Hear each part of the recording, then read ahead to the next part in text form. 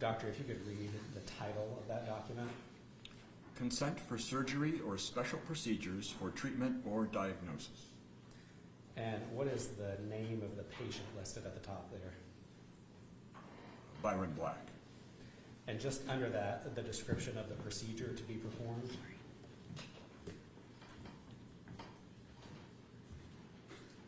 If I'm reading the handwriting correctly, I believe it says duct chamber implanted cardioverter. Could that be dual? And the next line, defibrillator. Could that be dual chamber implanted cardioverter defibrillator? Yes. That's the device that we're talking about at this hearing today. It is. Down farther on the document, do you see a line in bold that starts, "I hereby sign this consent"? I apologize, the writing's fairly small. I do. Could you read that line out loud? I hereby sign this consent with the understanding of the possible benefits, risks, and possible alternatives involved. I understand that I may withdraw my consent after signing this form. And whose signature is beneath that consent? The physician and Mr. Black. And what's the date of those signatures? May 24th, 2024. That's the same day that the device, the ICD that we're having a hearing about today, was implanted. Correct. You know, as I mentioned earlier, I guess first, I'd ask that be moved as the next exhibit. Objection to Exhibit 11. Exhibit 11 is admission to evidence without objection. Your Honor, that's all I have with the exhibits now. As I mentioned, there's a couple files that we're having some technical difficulty with. I'd ask just that Dr. Martell remain available. I'll try to be judicious with the court's time. We may not bring him back at all, understanding the time constraints, but I'd ask that just he remain available until we give word that he's released. We'll try to accommodate. Thank you, Your Honor. Redirect. Very Go ahead. Dr. Martell, do you have defendant's exhibit number 6 in front of you? All my copies have 2 letters. Do you know which? I think they marked it for identification purposes as FF. FF. I have it. Does that document indicate that Mr. Black had to have an assistant with him at the appointment? Second sentence. FF? Yes. Oh, on the second page. Yes. Yes, it does. With respect to all of these, each of these exhibits which you have been handed, they all appear to be pre-printed forms. Is that correct? Yes. Do you have any knowledge as to what information was provided to Mr. Black prior to his signature? I do not. Is it uncommon for individuals in a healthcare setting to have pre-printed forms that are then explained to the patient in words that they can understand? Yes. Your Honor, I object if we go any further down this line of questioning and speculation as to what information was or wasn't conveyed to Mr. Black. That's my point. I'll allow that question, but let's not get into it too far, please. That'll open up a lot of this. Yes, sir. So go ahead. Does Mr. Black's signature on these pre-printed forms do anything to change your opinion with respect to his intellectual functioning as major neurocognitive disorder? No. Did you provide or administer tests of malingering to Mr. Black? I did. What are tests of malingering? These are, to put it bluntly, these are tests to see if he's faking. And how did Mr. Black do on those tests? He passed 7 of them on 2 different occasions. And with respect to the exhibit, which is numbered key P, which does, according to the defense, appoint Arleta Swanson and Melba Corley as Mr. Black's power of attorney, and as the defendant's counsel pointed out to you, it says, I give my agent permission to make my healthcare decisions even if I have capacity to make decisions for myself. Is that correct? It is. In your experience, why would an individual, I'm going to take that back. You stated that you've never seen any indication that Melba Corley has ever provided consent, or Arlene Swanson have provided consent for health care for Mr. Black. Is that correct? Not that I'm aware of. And the document, exhibit number 11, defense exhibit number 11, does not indicate that either Arlene Swanson or Melba Corley were contacted to give consent on behalf of Mr. Black, despite his advance directive. Is that correct? It does not state that. You're correct. When you asked Mr. Black, did you ask Mr. Black in 2025 about any healthcare procedures he'd undergone? I did. What did he tell you about the device in his chest? What did he call it? He called it a pacemaker. Thank you. I don't have any further questions. Any additional questions? Nothing else right now. You can step down, you might have to remain available. I'll do my best, Your Honor. I have a flight home in the morning. All right, thank you. Run home. All right. Your Honor, if Byron Black calls Dr. Dale, Your Honor, I would ask that Dr. Anthony's video, he has, after I requested, has remained off video, and I would ask him to remain off video during Dr. Van Norman's testimony. You can observe, obviously, but I don't think we should have him on the screen, like he's right now. So you want him off the screen? Yes, sir. All right. Okay, there we go. Thank you, sir. That's right. Your Honor, I do expect that Dr. Van Norman's testimony will be quite lengthy. I don't know what his schedule is for the day as far as taking a meal break. I'll ask the lawyers, what's your preference in terms of taking a lunch break? We're happy to go through at whatever pace or schedule the owner desires to do it further. What we plan to do, if we're at a good breaking point,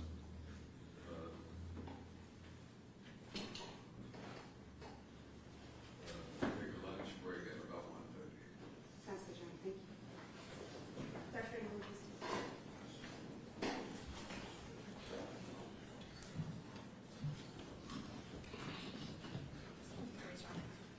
He's working on the testimony. Thank you.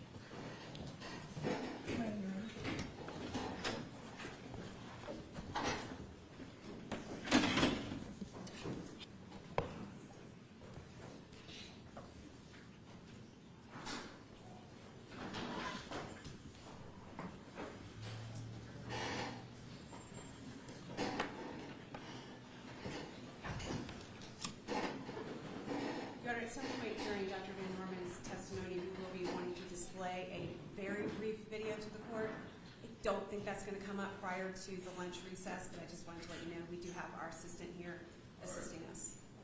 Thank you. If you could confer with counsel, give them a rough idea what's Yes, sir. for that.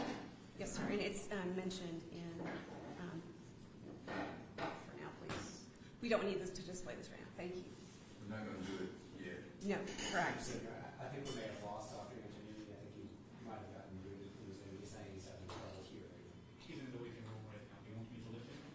If we could, and we'll ask Dr. Anthony to turn his camera off and consent request.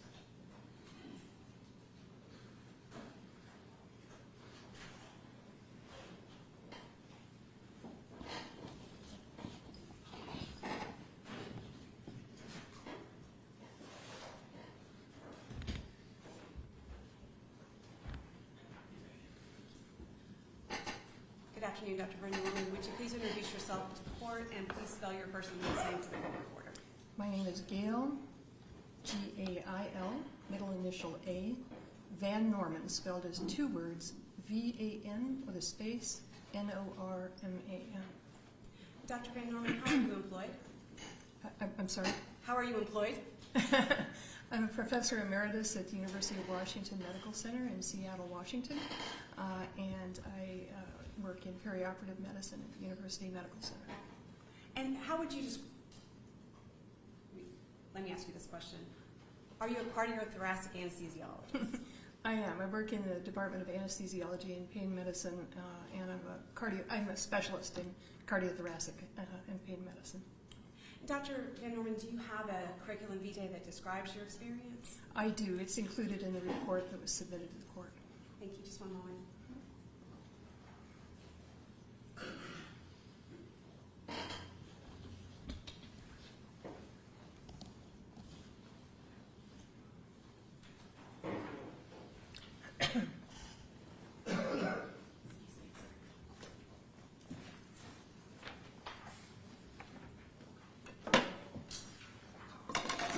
Well, thank you so much. While I pour this water, Dr. Van Norman, I've handed you a document. Do you recognize that document? I do. What is that document? This is my CV. And does that CV fairly and accurately summarize your professional experience, publications, educational experience, etc.? It does, with the exception of several publications that have been entered since the last update in January of 2025. Would it assist you in your testimony to refer to the curriculum vitae during the course of your testimony? It may well, yes. Your Honor, I would ask that Dr. Van Norman's curriculum vitae be admitted as the next numbered exhibit. No. Exhibit 12 is admitted without objection. Dr. Van Norman, could you please describe for the court your educational background? Well, I attended undergraduate school at the University of Washington in Seattle, Washington, and majoring in microbiology and graduated with honors. Went to the University of Washington Medical School for my graduate training in medicine. Then I did internship and internal medicine residency at Virginia Mason Hospital in Seattle, Washington. Became boarded in internal medicine there. I did have a brief practice period, but then returned for residency training in anesthesiology and pain medicine at the University of Washington again, followed by fellowship training in cardiothoracic anesthesiology. That's the sum of my medical training. I've had additional certifications since then. You mentioned that you're boarded in internal medicine. What does that mean? It means that I've not only completed residency, but I've passed both oral and written tests that determine my competency to practice in internal medicine. I've also been boarded in anesthesiology in the same way. Have you worked in the professional setting inside an operating room? Yes, for many, many years. Doing what? Anesthesiology. I've been administering anesthesia to patients, both cardiac patients and other patients. In our institution at the University of Washington, you're virtually required to have specialty training to perform cardiac anesthesiology.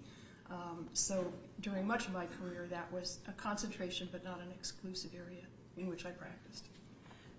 Do you also have experience or a special interest in ethics? Yes. I have from early career onward, an interest in medical ethics, and I became certified in clinical ethics at the University of Washington following my anesthesia residency. I am a practicing clinical ethicist, and in fact, much of my scholarly career, meaning what I've written about and published about, is about clinical ethics, ethical care in anesthesiology and other areas of medicine, as well as end-of-life care. So you've also been involved in issues regarding end-of-life care and medical ethics? Yeah, I mean, it's a large part of what happens in much of medicine, obviously, in almost all the specialties. And so that end-of-life care is a big topic that I've been interested in.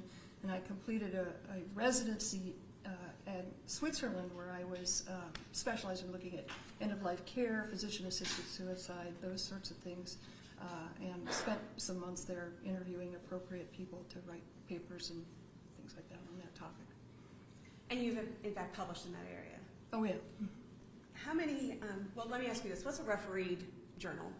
A refereed journal means that when you submit your publication to them, they have a number of people who then review your publications, review your proposed publication, offer critique, and then offer a verdict to the journal about whether it's worthy of publication, either out of interest or out of style or out of accuracy. And so you pass a gauntlet of reviews before you get your paper published. And have you been published in refereed journals on the topics of ethics and anesthesiology? Yes. And with respect to end-of-life care? Yes. Have you received any awards for your work? Yeah, in medical school, from medical school on, I received things like the Merck Medicine Award. I'll have to go back and look because it's been a while since I did all of these. I was elected to Alpha Omega Alpha Honor Society in Medicine. I received the John J. Bonica Anesthesiology Award from the Department of Anesthesiology when I was a medical student. Award of Merit Service to the healthcare needs of Native Americans when I served in my internal medicine capacity in Spokane, Washington. The President's Award from Pacific Anesthesia for heading up their cardiology, their anesthesia cardiac service and their echocardiography team. The Mary Jane Kugel Award for serving on the Ethics Board for Research for the National Juvenile Diabetes Association, and the Roche Foundation Residency, which I already mentioned, is also considered an honor in medicine. And have you also served as an editor for certain journals?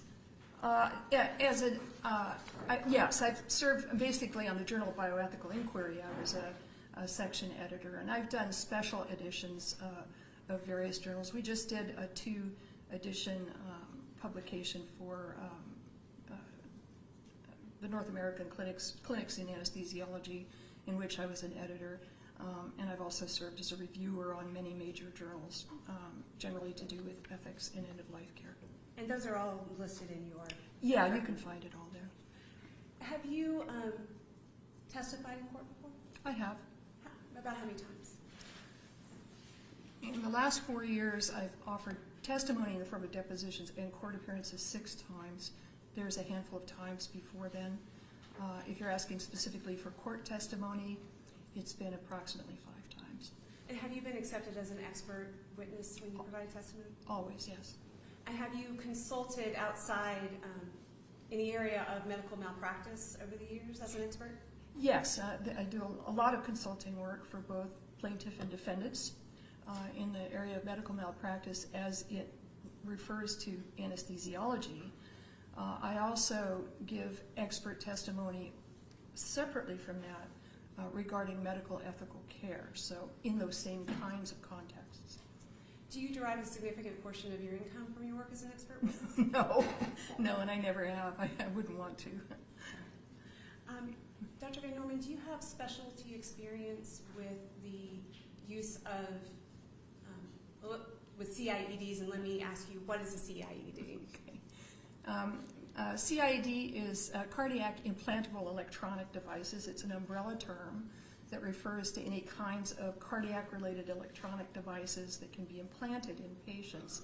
There are several different types of devices, 2 of which are pacemakers and ICDs, which are the implantable cardioverter defibrillators. And do you have specialty training and experience through your professional work with those devices? Yes, in a couple of capacities. One is as a cardiothoracic anesthesiologist. We actually place temporary pacemakers during surgery at times, so we actually have placement with some of those devices. With regard to the devices that generally are implanted by cardiologists, our university is one of, I think it's still only 3 or 4 in the nation, that have a developed specialty team in anesthesiology to interrogate and program these devices in the setting of operating room care for both pacemakers and defibrillators. Let me stop you for just a second because you've introduced a new vocabulary term for us today. What does it mean to interrogate? To interrogate is literally to ask the pacemaker or the defibrillator, what have you been up to? And what are your settings? So when we examine a patient who has an implanted device, we use a special computer setup with we call it a wand. It's an electronic device that we then attach to the patient's device, and it reads for us both what the patient's heart is doing at this time and what it has done since the last interrogation, so we can look at EKGs. It also looks at device settings, what they are currently. In some cases, it'll mention what has been placed in the past. So that's an interrogation. We're really learning what the device is, what it does, how it performs, and we can make a guess Or actually, not even a guess. We know what the device will do under certain circumstances. So we'll go back to that topic in a little bit when we talk about Mr. Black specifically. But with respect to the program that you have at the University of Washington, which you've described as existing in only 3 or 4 universities nationwide, can you explain to us what that program is and why it is so special? Well, the program itself, to start with that, is a program that was started about in 2008 or 9, I'd have to go back and look, in which we worked with our cardiology electrophysiology department to train 5 anesthesiologists to form a team who could then, independent of the cardiology department, would be certified by the cardiology department and privileged and certified by the university to go and interrogate and program devices that we encountered in the hospital setting. Usually that was in the operating room. And did you participate in that program? Yes, I was one of the 5 original team members. And have you personal experience with interrogating and programming CIEDs? Yes, with hundreds. I'm sorry, I didn't hear the last part of that. Over the course of about 9 years, I've interrogated and programmed hundreds of them. Yeah. And that included ICDs? Yes, yes. And you encounter ICDs in the operating room? Sure, anybody, people who have ICDs need surgery too, so they come to the operating room. We encounter them both in a different way when they're being implanted or explanted, meaning being removed. But we manage them for the patients that are coming in for other surgeries because their device may behave differently in the operating room than it's intended to. Your Honor, at this point, I would ask the court to accept Dr. Van Norman as an expert witness in the area of cardiac anesthesiology. Any objection? And a brief opportunity to for here, Dr. Norman. All right.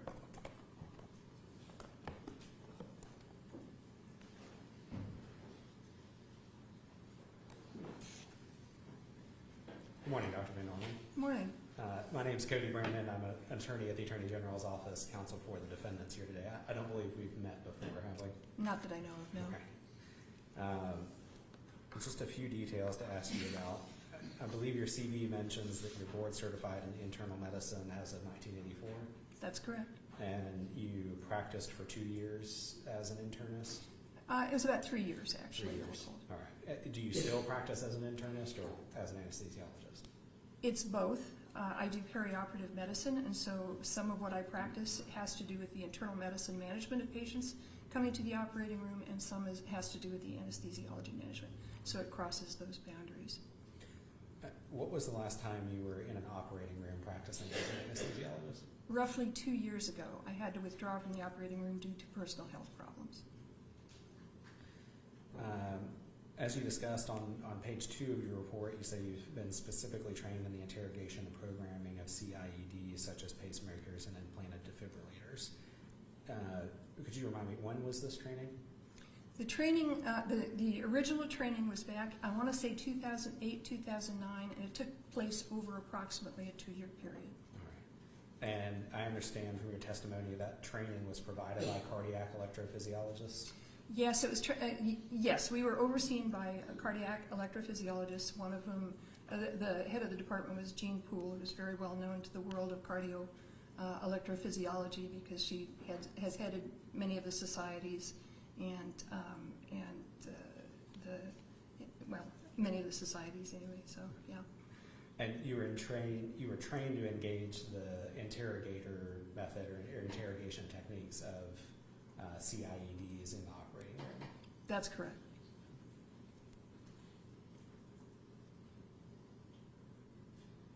I think I want to make sure I understand, the devices that you trained on included both pacemakers and ICDs?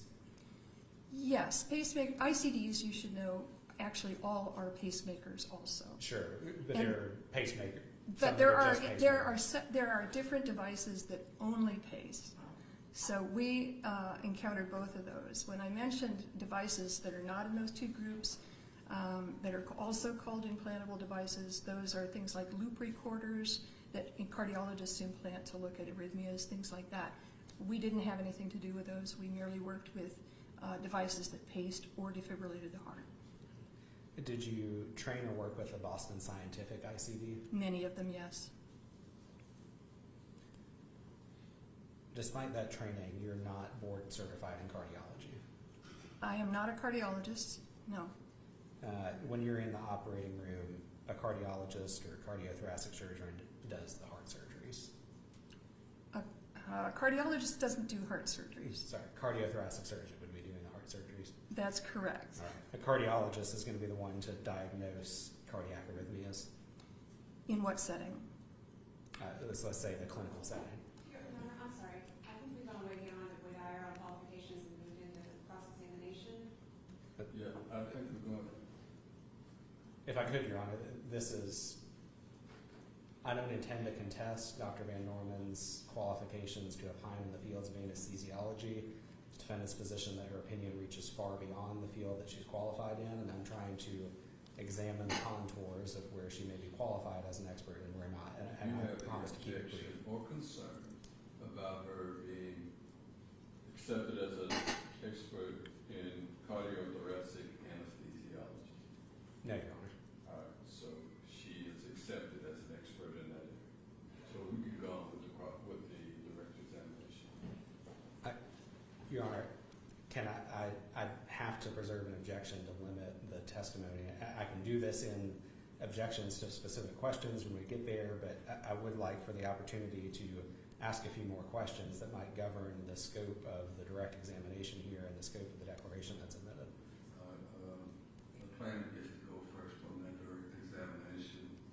The expert has already been recognized and accepted by the court, so let's go forward from that standpoint, and you can make objections as you see fit. Understood, Your Honor.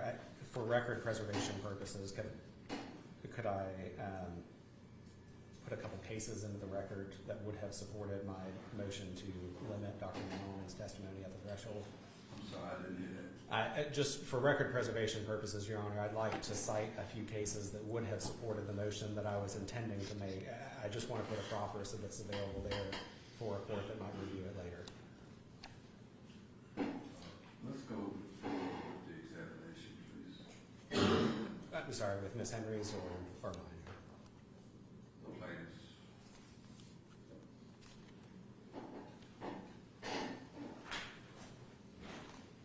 The board is to determine whether the person is qualified, who says she's qualified.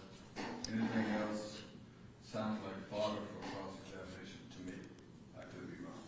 So you may proceed. Dr. Van Norman, we testified previously that in the last 4 years, you've testified in courts about 5 times, is that correct? 5 or 6, yes. And also provide some deposition testimony? I have. I will just refer to my report because I think I included the complete list there in my report. Let's grab that report right now.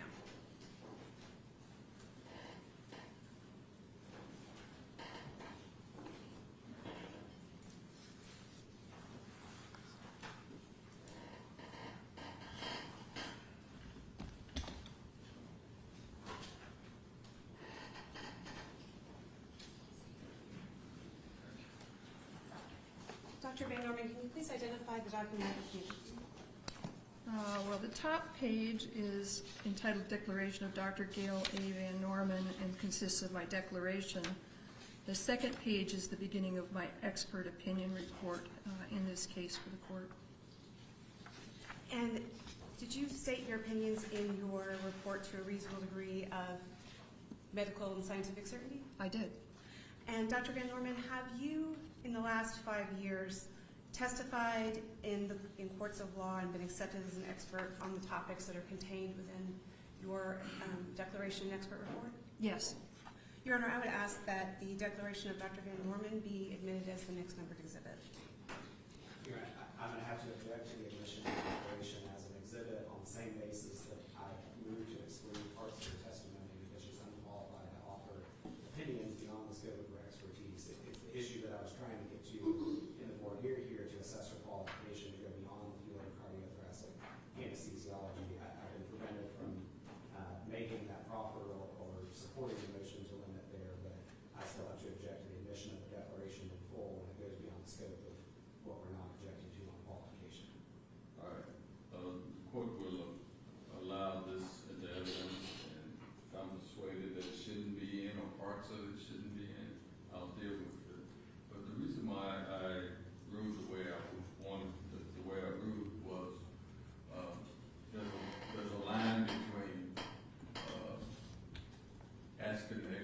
questions about the qualifications and disrupting the plaintiff's ability to present their expert.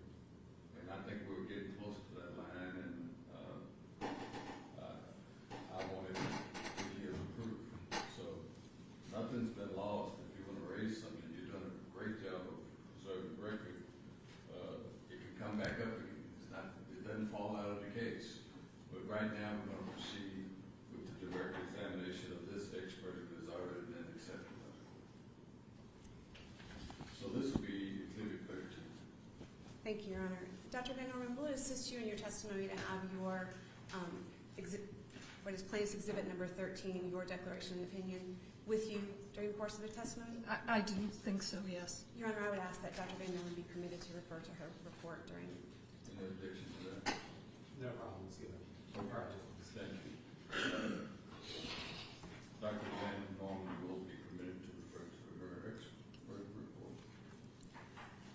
Dr. Van Norman, during the course of your work as an expert witness in the field of cardiothoracic anesthesiology, were you called as a witness in the case involving the challenge to the federal execution protocol? I was, yes. And was that during the previous administration of President Trump? It was, yes. It was it was towards the end. And was that involving the use of a single drug protocol, pentobarbital? It was. And are you familiar, were you accepted as an expert witness in that case? I was. Are you familiar with a report from the Office of Legal Policy from the United States Department of Justice with respect to the single drug pentobarbital protocol? I am. And were you cited in that report? Yes. What did that report conclude? The report concluded that the issue of consciousness during and after pentobarbital injection was not solved, and that there was significant reason to doubt that inmates might be conscious when they and feel sensations of drowning and suffocation as they died from died an anoxic death, and that the federal government should. The advice was that the federal government should not use a single drug pentobarbital until those issues are resolved.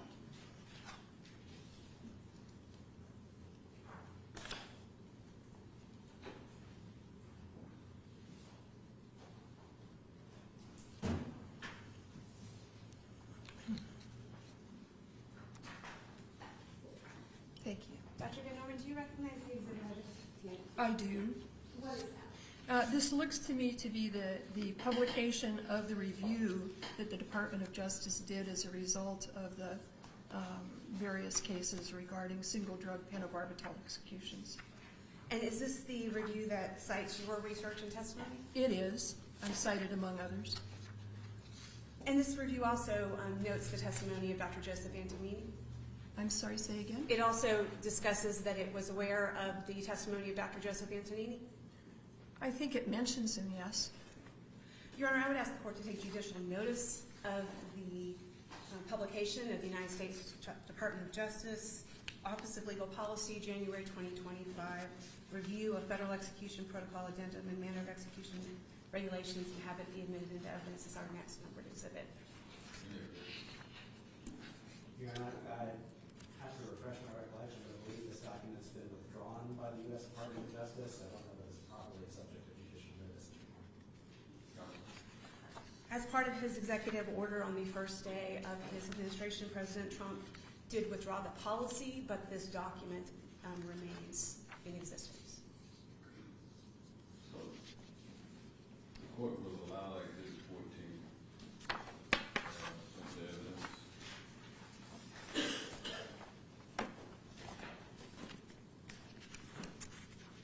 And Dr. Van Norman, you stated previously before we are on your qualifications that you have specific training in the area of programming and interrogating ICDs, including the Boston Scientific.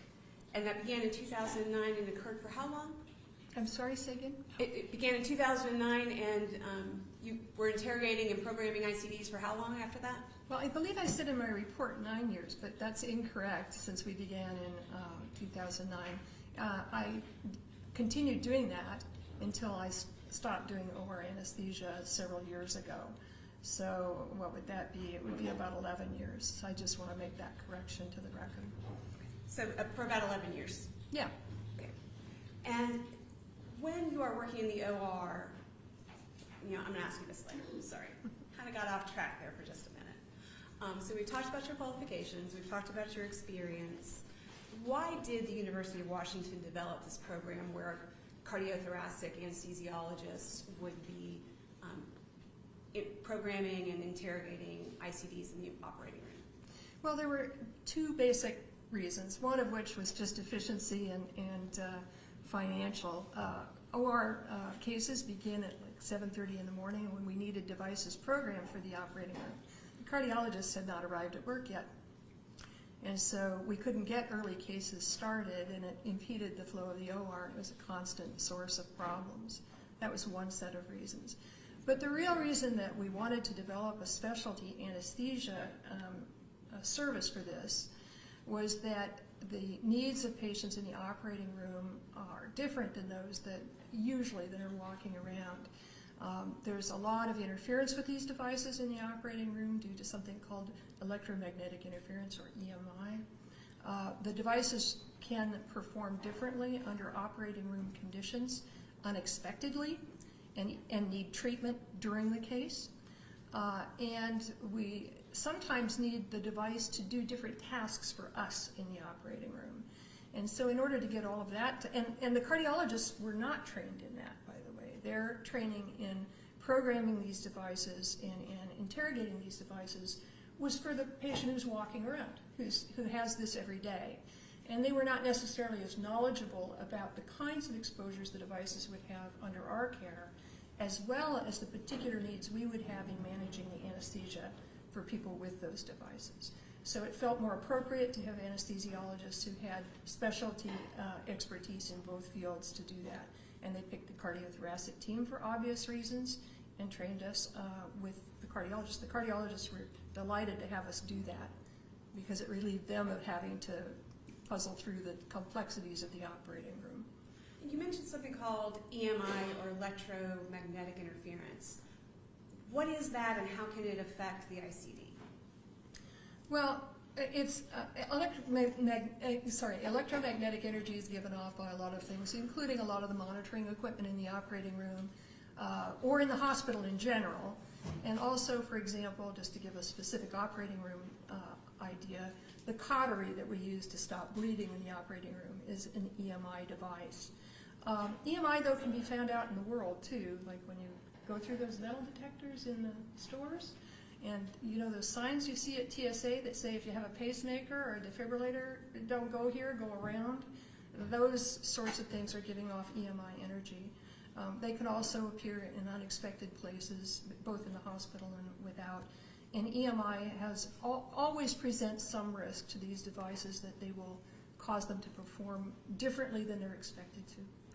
Would an example of an EMI be a metal detector that an inmate might need to go through if they were going in and out of prison?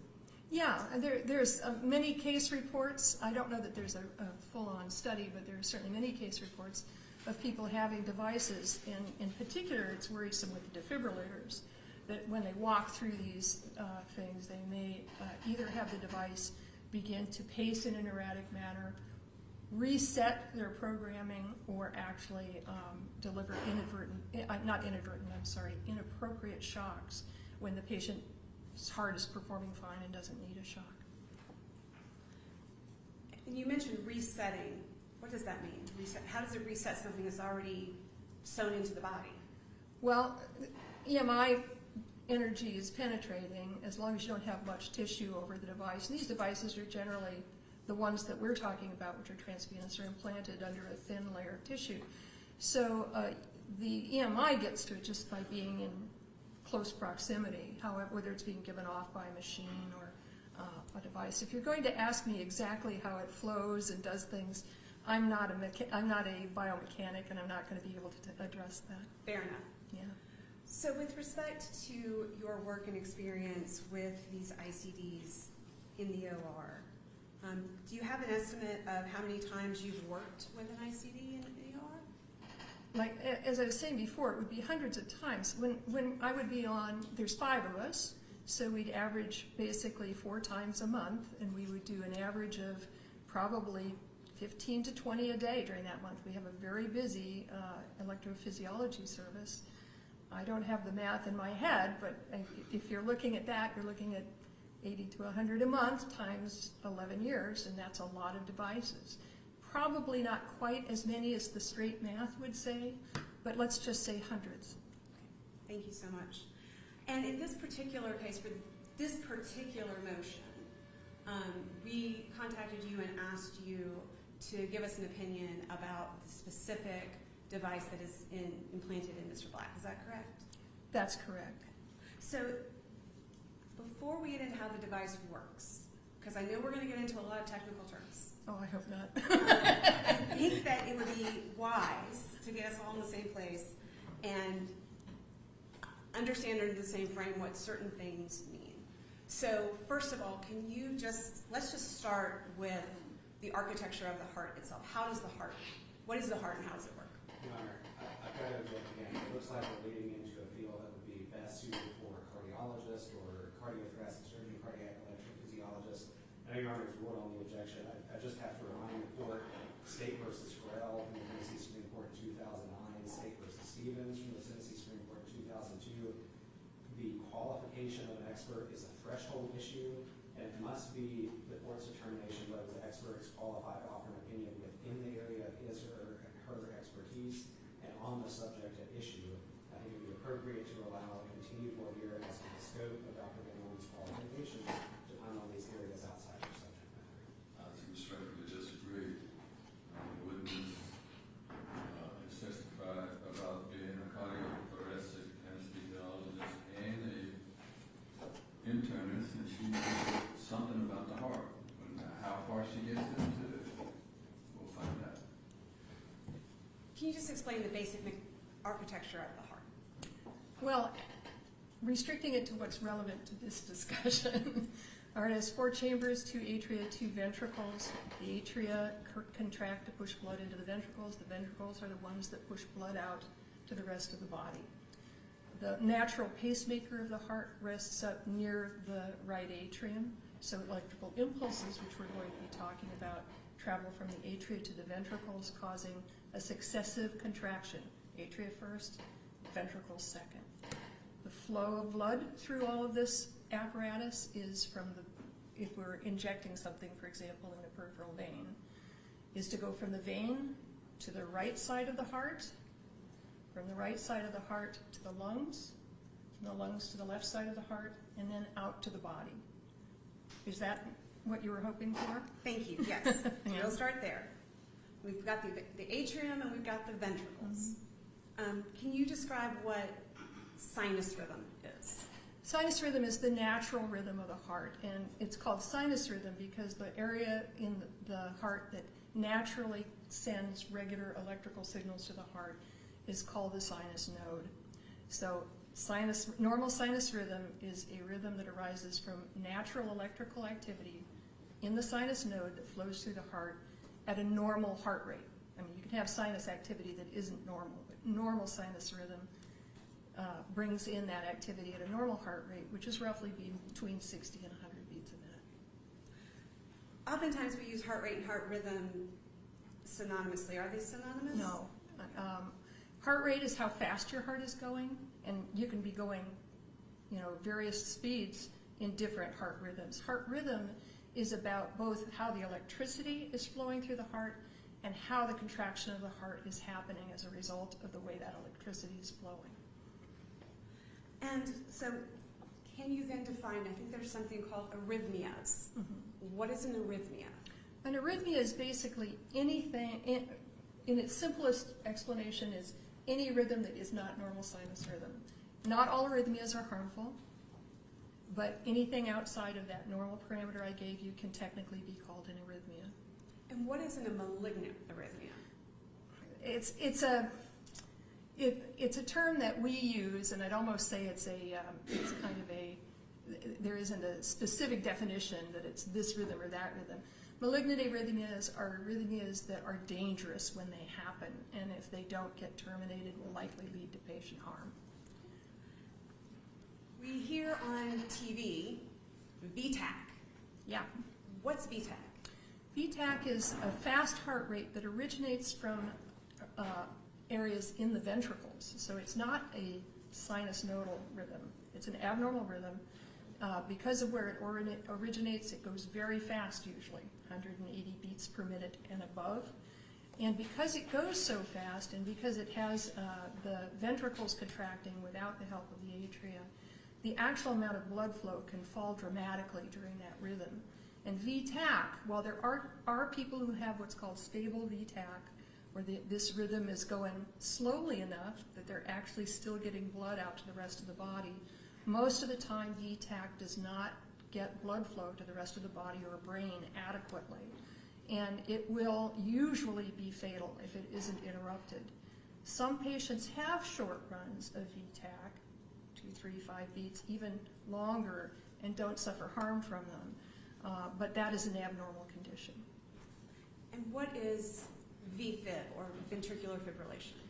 Ventricular fibrillation is a rhythm that isn't accompanied by coordinated contraction. It also arises in the ventricles, and it's as though the electricity just starts kind of moving around the ventricle in circuits, and it causes little micro contractions on the heart, but the whole ventricle doesn't contract with it. And I think watching what happens when my patients would have VFib in the heart room when we were doing heart surgery, it looks like a little bag of snakes. It's just creeping and quivering. Quivering is a good word. This rhythm is always fatal if it isn't interrupted because it doesn't lead to blood flow. It's just or very, very little, if any, blood flow. How, or does the ICD, no, before I ask this question, is there also something called atrial fibrillation? Yeah, atrial fibrillation, which is sort of similar to what I mentioned about ventricular fibrillation. The electricity is not occurring in an organized way, and it may be arising out of areas other than the sinus node. And the atria kind of quiver. They don't contract.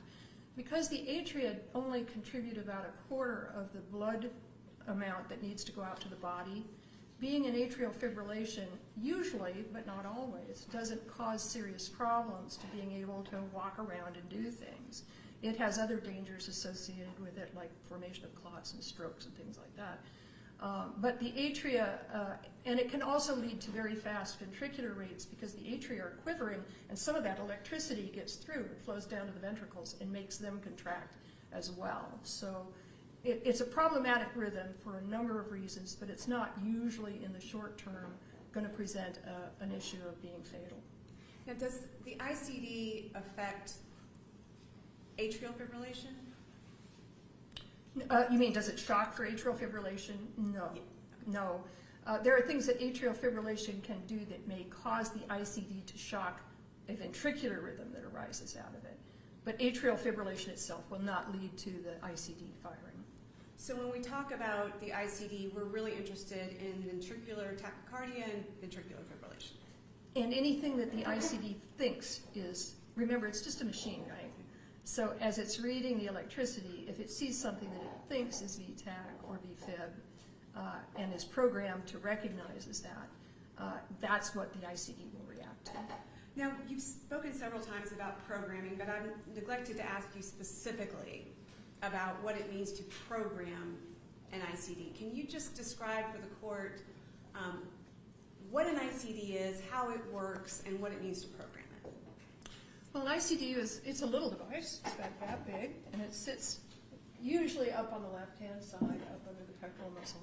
That's the generator box, and then from it there will be 2 or sometimes 3 electrical leads that, in this case, we're going to talk about Mr. Black eventually, pass through the veins, are placed through the veins and into the heart.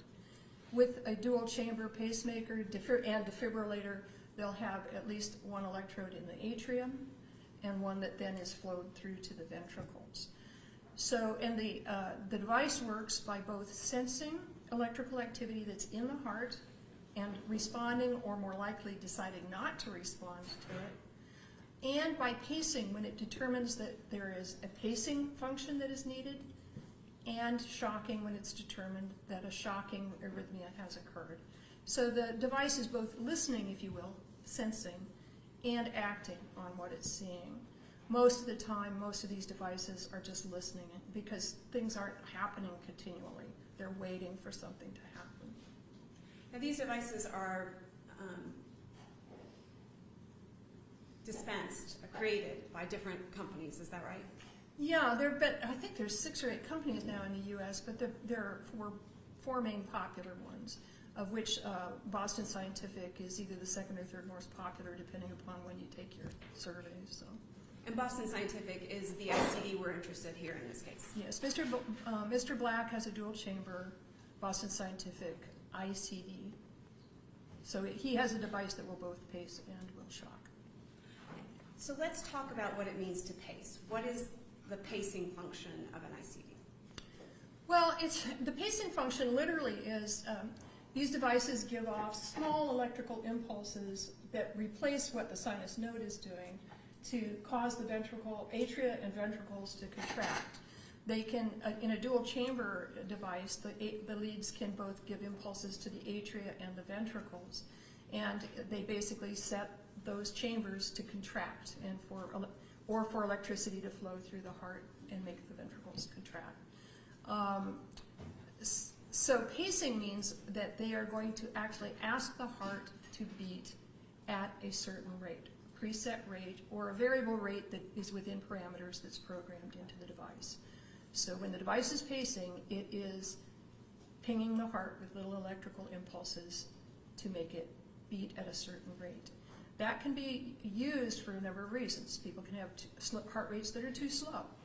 They can have damage to the conduction system in the heart so that the signals don't get around there, and the pacers have to give those signals. They can be used to break up tachycardia. Tachycardia means fast, tachycardia, heart. So fast heart rates, these devices can sometimes use what's called overdrive pacing to try to get ahead of it, capture the heart, and slow it down. So there's a lot of different reasons why someone would have a pacemaker in. If you want me to address Mr. Black's device. In just one moment. Okay. So you said earlier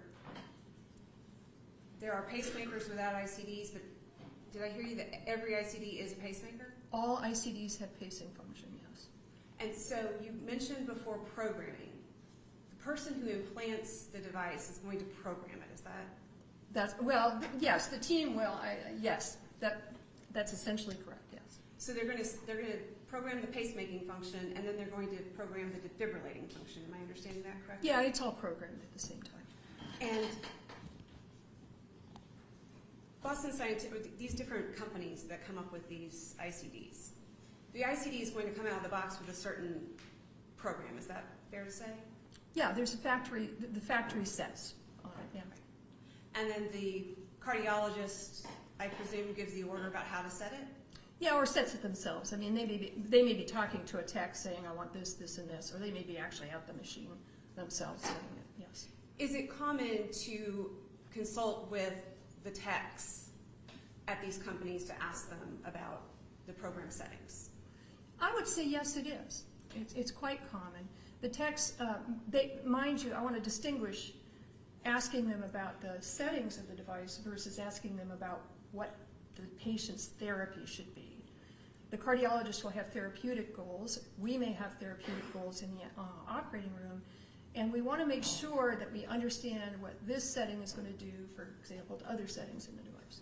Very common for us to ask the techs about that, very common for the cardiologist to ask the techs about that.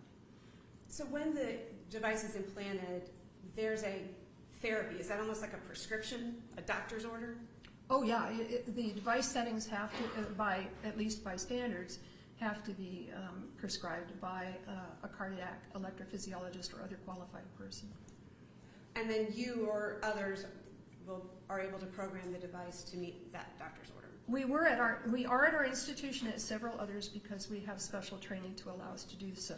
It's not common for every anesthesiologist to be able to do that. How often is it recommended that these devices be interrogated? It's recommended that after implantation, they get an interrogation about 3 months afterwards, because the leads are healing in and the impedance in the leads and the electricity can change. And then thereafter, about every 3 to 6 months. And is that the only way to know what the current setting of an ICD is to interrogate it? It is for sure, because in between the times that their interrogations occur, things can happen. The leads can develop fractures and impedances. The generator can change in its function. The battery can change in its function.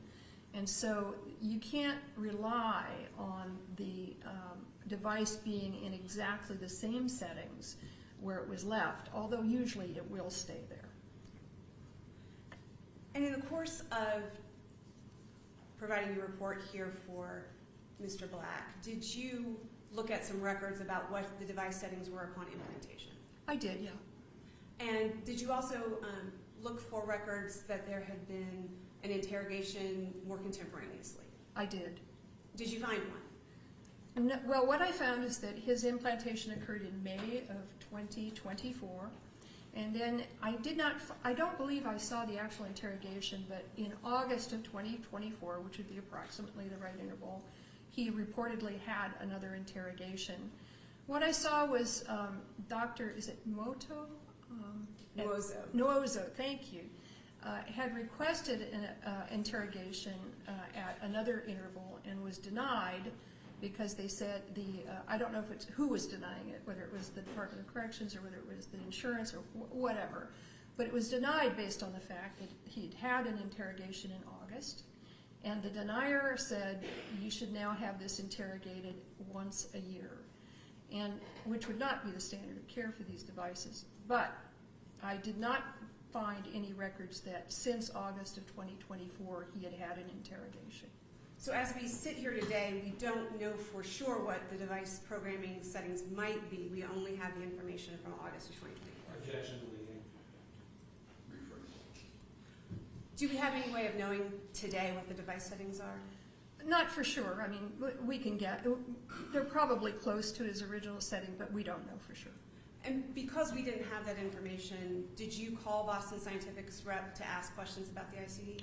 I did. I called to ask specifically about something called the magnet program, which is important. I don't know if you want me to talk about that now or later. Well, since we're getting there, let's talk. What is the magnet program? Well, most of these devices, all of them, are meaning defibrillators, and well, pacers as well, will perform certain functions if a certain strength magnet is placed properly over the device in the correct position. In the case of pacemakers, it may tell it just pace at this rate and don't pay any attention to don't sense anymore. In the case of defibrillators, the primary function of the magnet is usually to disable the shocks. So you can place a magnet on there and the shocks won't happen. But in order for that to happen, the function in the device has to be what's called magnet program on. You can turn that magnet program off. I've actually asked some of my EP guys, why do they have the off function? And Gene Poole, for example, said, I don't know, I wish they'd get rid of it because it's frequently turned off for whatever reason. And certainly when we program devices in the operating room, we ran into that relatively frequently, that the person would have an ICD, but the device was incapable of shocking them because the cardiologist or somebody or something had changed the programming to off. And we would call the cardiologist and say, your tachy programming's off. Do you want me to turn, while I'm here, do you want me to turn it back on again? And I don't recall a cardiologist ever saying no. They always said, yes, please, it should be on. So because we were interested in turning off Mr. Black's ICD at the point of execution, and we didn't have contemporaneous interrogation reports, did you call Boston Scientific and ask about what that setting might be out of the box? Yeah, I said, what's the manufacturer's setting on that? And what information did you get? They told me that the default programming was magnet off. So I want to go back and And we needed to ask that question because that wasn't even in the interrogation report that we had. Is that fair? There is no indication in what we know from the medical records what the programming of the magnet function was ever. So as we stand here, we don't know what the magnet function is. No. Objection to leaving. Sorry, I'm late. I don't think that was over. Now, Dr. Van Norman, when I asked you to look at Mr. Black's ICD and how it might perform in an execution and what could be done about it, did I provide you certain medical records? You did. And if I could have the river records, please.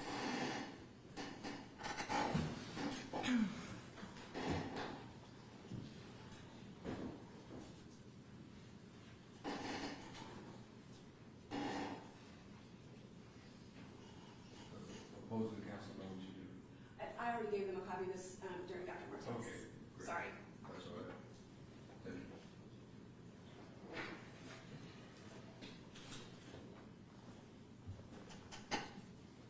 Dr. Van Norman, well, Your Honor, I believe that we have a stipulation as to the authenticity of these exhibits. I would ask that the Riverman National Security Institution records be admitted as the next numbered exhibit.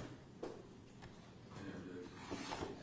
We've got no objection to the authentication, Your Honor. I don't know if it's necessary or relevant to make the full medical records. Okay. Maybe go 5 pages. Exhibit 15 is admitted into evidence without objection, but concerned about whether the whole thing needs to be altered and is noted by counsel and is noted. Thank you, Your Honor, and I would just note for the record as well that we're providing the complete records for completeness, and I certainly do not intend to go through every page of these records. May I have the National General records?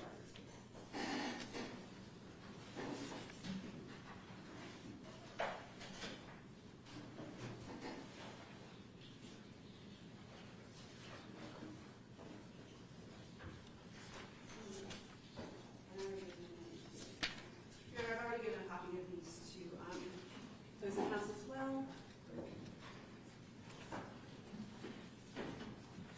Dr. Van Norman, will hand you a large stack of documents.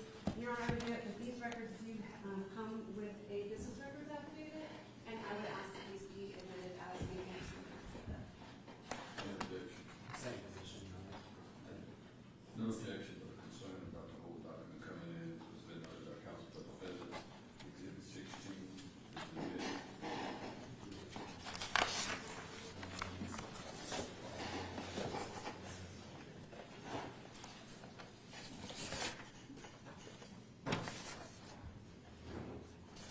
Dr. Van Norman, having reviewed both the, and I'm not going to ask you to go through each page, probably the pages I want to get to we might pull out over lunch if that's okay with Your Honor.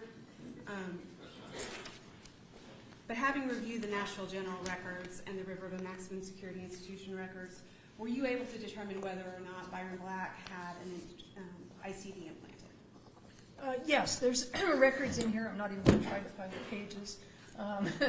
That included the procedure description and when his pacemaker was implanted in May of 2024, described what was implanted, gave the program settings. There are a couple of mentions, again, the doctor's request for reinterrogation that are in there. And that is, other than an occasional mention that he either has a pacemaker, sometimes they say that, sometimes they say ICD. There's really not much information past the implantation date on this particular device. So we've got a lot of documents, many, many pages. Very few of them actually talk about this ICD. That's correct. But there are a lot of pages that talk about Mr. Black's health problems and health issues. Yeah. Were you able to determine from reviewing the medical records the purpose for implanting the ICD?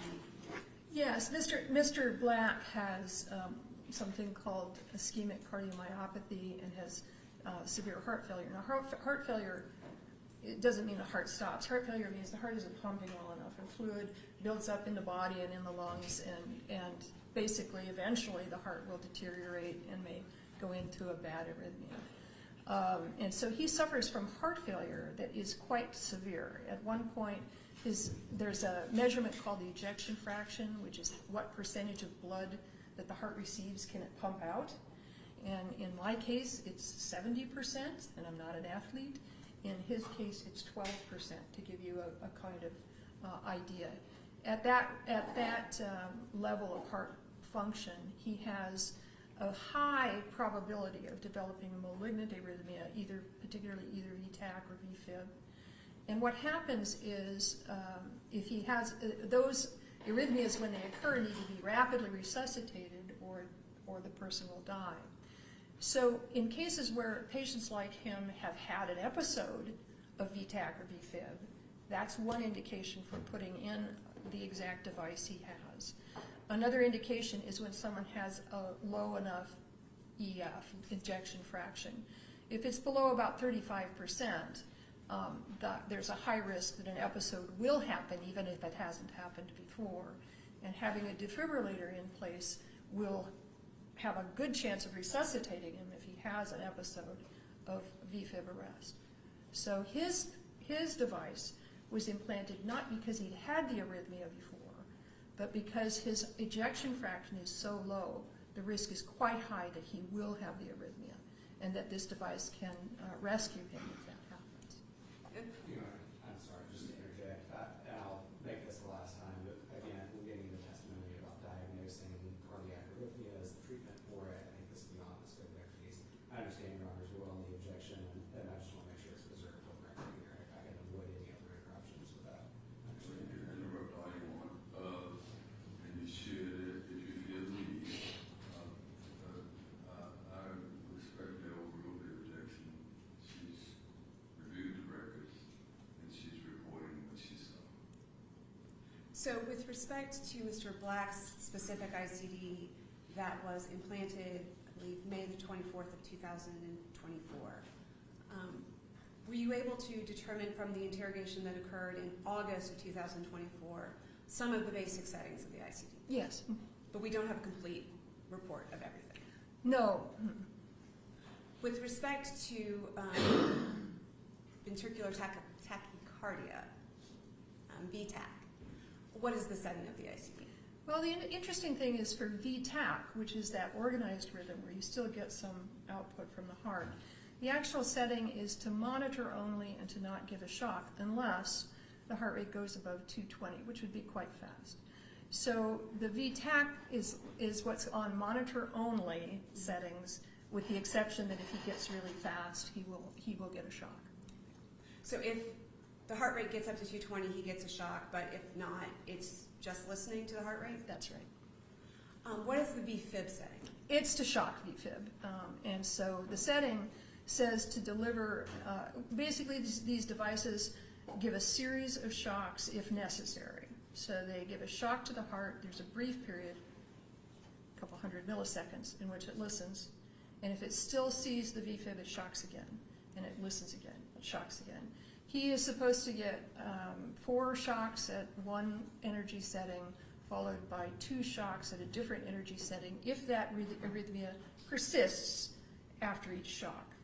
A single shock has a high likelihood initially of turning that arrhythmia around. So when we talk about these shocks and this therapy, I want to get really specific about what we're talking about. So is it fair to call it you said that like 1 to 4, there's one setting, and then when we talk about series of shocks, what are we talking about? See, I'm an English major and I'm getting into medicine and I shouldn't know. Well, as I said, if he's in this arrhythmia, the device isn't going to deliver 6 shocks and then figure out if it fixed it. It's going to deliver a shock, listen, and then if it hasn't fixed it, shock, listen. If it hasn't fixed it, it will go on. If it reaches the end of the 6 shocks and it's still there, the arrhythmia is still there, it does not treat further. It won't be able to convert. But if it will start listening, and if it sees something different that looks like a new arrhythmia starting, different than the one before, it will resume its series of shocks, meaning it will shock and listen, until it completes a set of 6, after which it won't deliver again unless something new happens. So that's what we're talking about, the series of shocks. Yeah. And I want to emphasize that it isn't that the device will give 6 shocks in all cases. It's going to listen between each one and see if it needs to complete the series of 6 or if it can stop. So if it shocks one time and the heart starts to get back into rhythm, it stops and listens again. Yep. But then if the heart were to come out of rhythm, have that quivering bag of snakes thing happen, it might shock again. It would shock again. And the device would know that it has to start a new series of 6. So even if it had shocked once before, it wouldn't then give 5. It would start 1 at number 1 again. 1 and listen, 2 and listen, 3, all the way through 6. So it resets as though it hasn't given the first shock. And if Mr. Black's heart rate gets below 60, what's the device going to do? His device is supposed to pace him. It's supposed to give the little electrical impulses that will make the heart contract at the rate of 60. That function is common in ICDs because if an ICD delivers a shock, the heart frequently, when it comes back in sinus rhythm, will come back very slow, like at a rate of 30 or something. And so the pacemaker comes in and starts to pace at 60 to pull that heart rate back up. And then once the patient, whether it's after a shock or not, once their own intrinsic heart rate comes up above 60, a device like Mr. Black's will just start listening and not pacing. Were you able to review EKGs in Mr. Black's medical record? I saw a few EKG strips, yes. Within the last year? I believe they were, yes. So were you able to determine whether or not the device, at least during the portions of the EKG, was needing to pace his heart?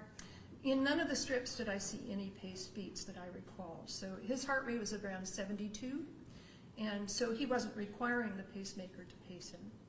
And that's a completely expected result in a patient like him.